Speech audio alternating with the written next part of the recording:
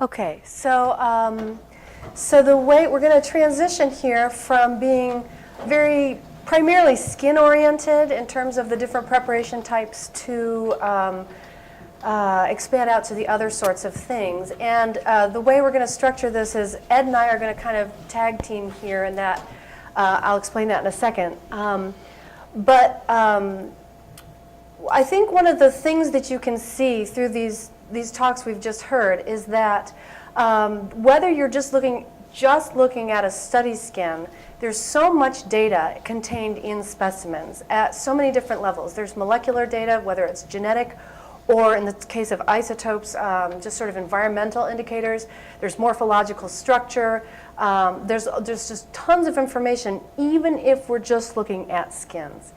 And what's interesting is you can go and look at specimens from 100 years ago, which are sort of like stuffed dry things in drawers. And you can go and look at specimens collected yesterday, which will also look like stuffed dry things in drawers. And they will look the same. They've got tags, more data now than there used to be. But it basically looks like nothing's changed. And so it's easy for people to have this sense that collections are static places. And in fact, nothing could be further from the truth. Specimens have only become more and more valuable with time. And part of this, and this is the idea that's going to kind of cement mine and Ed's talk together and to relate to the other talks, is this concept that we're looking at bits and pieces, but we're trying to understand wholes. And so, you know, at Cornell, we've been talking a lot about whole specimens or complete specimens, or trying to sample a lot with our specimens, not just to get a skin, but to get these other things. And we've tossed around these complete and whole ideas. And what I realized is we're going for holistic. We want specimens that try and capture as much of the specimen data, as much of what was occurring in life as it can. And we're trying to kind of bring it all together into one comprehensive package. So in our talk, we're going to talk about more than meets the eye. It's not just what these things look like in the drawers. The modern specimen are going to be these much more comprehensive things. First, I'm going to talk about, I represent the Cornell Museum of Vertebrates, and I curate the bird and mammal collections there. And so I'm going to talk about alternative physical preparation types besides skins. And then Ed Scholes, he's also from Cornell, but from the Lab of Ornithology's Macaulay Library. He curates the video collection there. He's going to talk about a very specific type of preparation, or a specimen, the media specimens, and how those relate to natural history collections. And then we'll talk about how those two kinds of collections or specimens can complement one another. So first, alternative preparation types. So there are still a set of traditional alternative preparation types to the classic museum skin, and that would be skeletons, which we've heard referred to and talked about here. And these are used for classic sets of morphological studies, species identification, that sort of thing.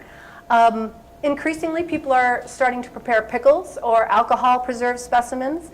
These are, instead of basically putting a slit in the skin, taking the innards out, stuffing it with cotton, these are whole organisms preserved and stuck in a jar, where you can now extract skeletons and feathers and stomach contents and all of this sort of information. So this is another preparation type useful for different kinds of studies. But where it's really at right now is tissues.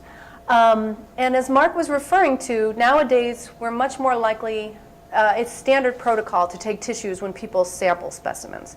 And somebody asked, that was a good question, why do you need to even bother with this if you've got those other samples? And the answer is very complex. It's because no one sample can represent a species or a population or a sex or whatever, and so we need intensive sampling, and that's why we'll always be collecting new tissue samples. But I think it's hard to appreciate how comprehensive tissue sampling has become, or how comprehensive our sampling has become. So I just wanted to kind of go through a list of the kinds of things we might collect nowadays when we prepare specimens. So starting with a basic skin, You might also make a wing to go along with that skin. Or you might make a skeleton and have a spread wing to go with that skeleton. Or you might make a skin and take the body and pickle that because you feel there's information that's contained in that. So you might have a mix of those traditional specimen types. On top of that, some people are keeping things like stomach contents. I know we at University of Kansas, Rick Prum was working on coloration and skin, and so we were subsampling skin in a very special kind of preservative so that you could keep the structures to examine later. People will take syringes because that's been used for various, both taxonomic purposes, but I think in the future will be useful for morphological and signal evolution purposes. Blood samples are great both for the genetic material they contain, but blood samples also carry with them often the parasites, like malarial parasites can be obtained from a blood sample. People are also collecting, some people are routinely collecting for external parasites or internal parasites, and so you may have a step where in the process of preparing your skin, you basically ruffle the feathers of your birds, pick up the various lice and mites that fall off, or hippobossid flies, and preserve those as well. Additionally, people do mouth and cloacal swabs to swab for viruses and bacteria. Those can be preserved. And more recently, and this is work that I've been doing with some people at Cornell, you can start taking different kinds of tissue samples throughout the body of a bird. So typically, we have been taking heart, muscle, and liver, or skeletal muscle, not cardiac muscle and liver. But now I've started taking kidney and brain and fat because different heavy metals will associate differently with different tissue types in the body. And so for pollutant studies, having a set of different tissue samples just increases the number of things you can do with that specimen. And then there's media in the form of photos, video, audio, and Ed's going to talk about that in more detail because that's a whole world unto itself. And then, of course, all the information that we gather.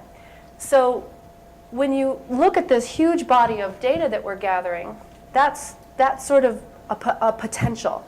And then what there is on the other side of things is science is moving forward, and analytical techniques are constantly improving, constantly changing. It's a moving game.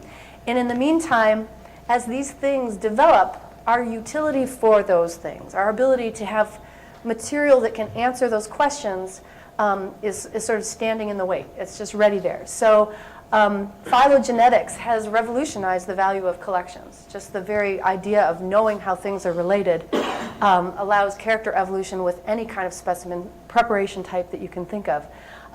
Ancient DNA techniques allow us to figure out things about specimens that have gone extinct. There's various uses of ancient DNA.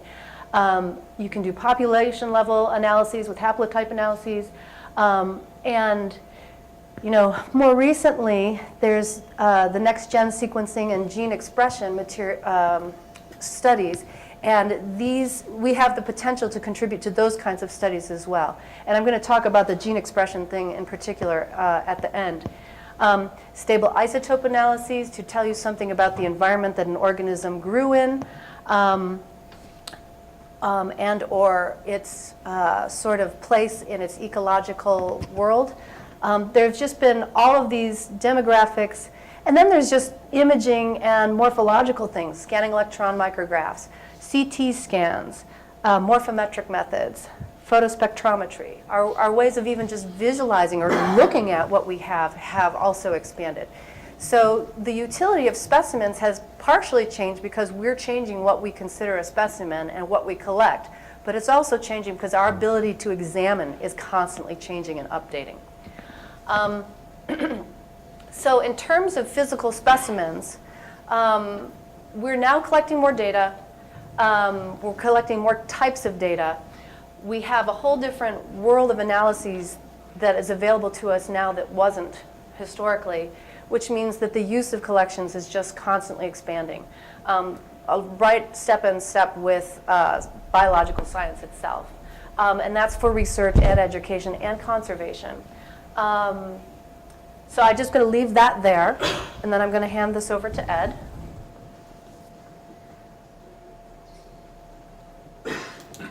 try to go fast to stay on time. So we kind of pulled out a subsection of all the things that Kim was talking about, just because, well, for one, we live in a very media-centric world anymore. It's also something that's changed a lot and has special technological considerations that are different than what most natural history collections are set up to deal with. And so we kind of pulled that out because I work in a place that has specialized on that for a long time. What I mean by media, I know I throw this term around a lot. I think most people know what I mean, but we're talking about photographs, audio recordings, and video recordings. In this case, we're talking about of not just organisms that are specimens in collections, but also just in general. All those things can be considered media of the diversity of life.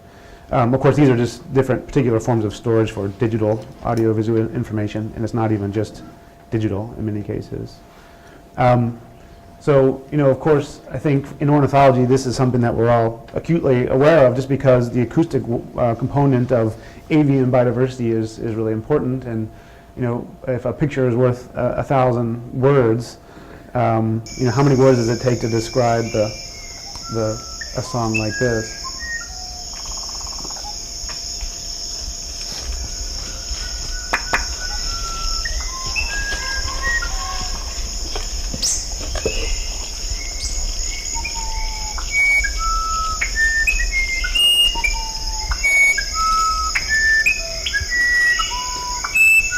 One thing you'll notice is that this was recorded by Ted Parker in 1972. So, a lot of what we're talking about here are modern digital recordings, but a lot of ornithologists have been using audio as part of their survey techniques and field collection for a long time. Mark Robbins has been doing it for a really long time. Yeah, really long time. But actually in ornithology, it goes back about 80 years. So we have audio recordings in the Macaulay Library at Cornell of bird song, which is some of the first natural history recordings made that are over 80 years old now. Now, of course, that was all analog, as was this recording of Ted Parker, but now these things are all digitized, and of course we live in a more digital world as well. So media is interesting from my perspective, at least, and what we're talking about often at Cornell, because of course it's one of these ancillary things like Mark talked about that's often associated with a specimen, and so it's data associated with individual specimens if something was recorded and collected at the same time.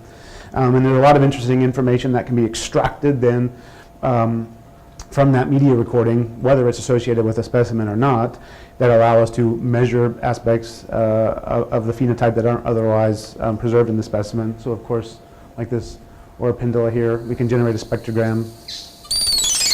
It allows us to visualize and measure something that's otherwise very difficult. We couldn't do that if we didn't have that media available. But another thing that I like to talk about, and this is just a video of behavior here of this red-capped mannequin, but really, these media recordings, whether it's audio or video or stills, these are actually an equally as interesting and important part of the phenotype of birds and of all organisms as are the museum specimens. And so, without having some kind of permanent voucher reference of what they do, what they sound like, what their environment is like, we're actually missing a lot of the wealth of information associated with the specimen. So it really is part and parcel the same thing, as long as it's been properly collected and has the same basic set of critical information that Mark talked about. If we know exactly where it came from, who it was collected by, when and where, what kind of equipment that was used, and then most importantly, if it's associated with a traditional specimen, a voucher specimen.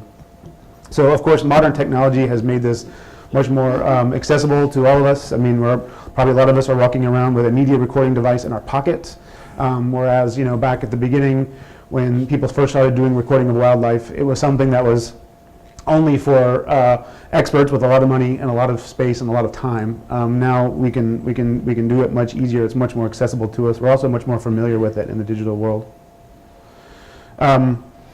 Digital archives at Macaulay Library are growing, and as they are around the world in other collections, and in a lot of natural history collections in general have a lot of both digitized and undigitized material. So, you know, just in the 2000s, we've had a lot of growth, and most of this is actually from just transferring analog material that's already been archived to digital, but also incoming new, already digital material that's just being preserved. It's also worldwide in scope. So again, this is only representing Macaulay Library, and it's only a small fraction of the total specimens in the media specimens in the collection. This is audio and video, but mostly audio. But we have representation around the world, so it's not just a you know, a regional or local thing. And another thing I think is really important to think about here is, again, we live in this very media-centric world, and all of us are very familiar with a lot of the resources out there, things from broad use that we use in classrooms and in educational things like YouTube, to more specific things to ornithology in the bird world. And we refer to these as internet bulletin boards, and that's because they think of them as being very engaging, easy to use, allow us to share media with people immediately and comment on them when we get back from the field.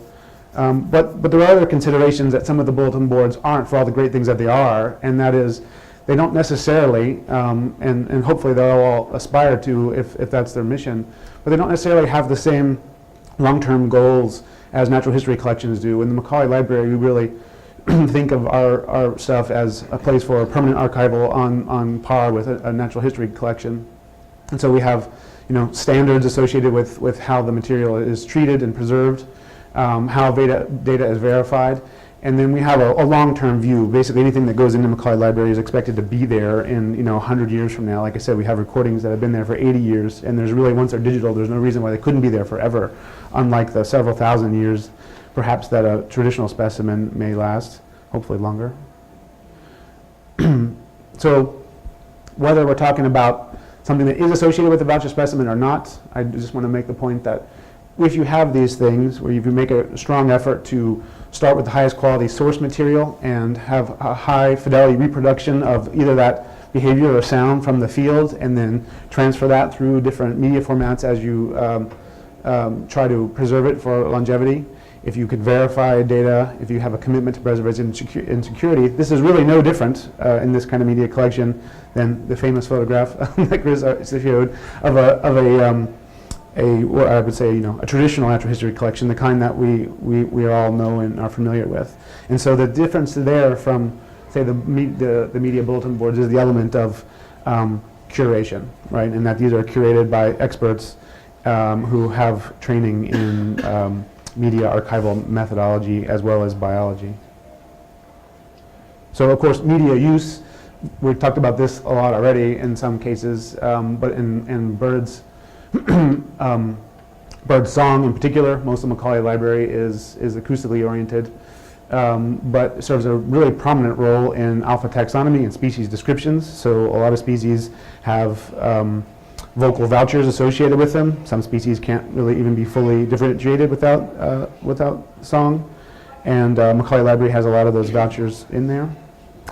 But the use is primarily research and educational at Macaulay Library, but we also have a lot of other uses for media specimens that traditional specimens don't use. But overall, use is growing for media specimens, as is the collections are growing. So even just between 2010 and 2011, you can see there was a large jump in number of requests. Most of the requests are research requests and being used for various research studies. There's probably many more than 500, but we've only been able to track down 500 scientific publications that have used Macaulay Library specimens. Institutional use are things like museums and science centers. You know, but there's a small bit of commercial and institutional use, which is sort of different than individual use, which is different than what we see with traditional collections, and that's because we can copy our digital media and give it out for those other things. So just quickly, in summary, I think of media as being a digital form or a part of a specimen, or it is a media specimen. Technology has made it accessible, so it's growing in use. There are a lot more people out there that have the ability to do recording, audio, video, and stills when you're doing field collecting, whether it's associated with specimens or not. When it's properly curated, these are scientific specimens that have a lot of the same value as traditional specimens. They're just an extra added feature for different kinds of investigation. And of course, they have a lot of uses in research, education, and conservation. And Kim's going to go back to talk about those for the last few minutes. So the last thing I wanted to say, just to kind of sew these together, is so if you take this whole media aspect and then the expanded physical specimens, and that nowadays, whereas before it was a few enterprising individuals like the Mark Robinsons who was doing the audio and the physical collections, now we have a whole body of students who are out there and they go into the field collecting both media and physical specimens and a diversity of tissue types along with their physical specimens. This opens up the door for collections becoming relevant for the kinds of research, that it has never even gotten into in the past. And I wanted to just, my research is one example where I look at a species of bird that, makes a sound with its wings. And so I have a media component to this research. This is the club-wing manakin. I know some of you will be familiar with this guy from Ecuador, and that sound that he's making is a wing-produced sound. And when you use specimens to look at this guy, I can take a pickle or an alcohol-preserved specimen, do a CT scan to determine different aspects of the osteology of this bird. I can use feathers to determine resonating frequencies using laser vibrometry. I can go into a sister species,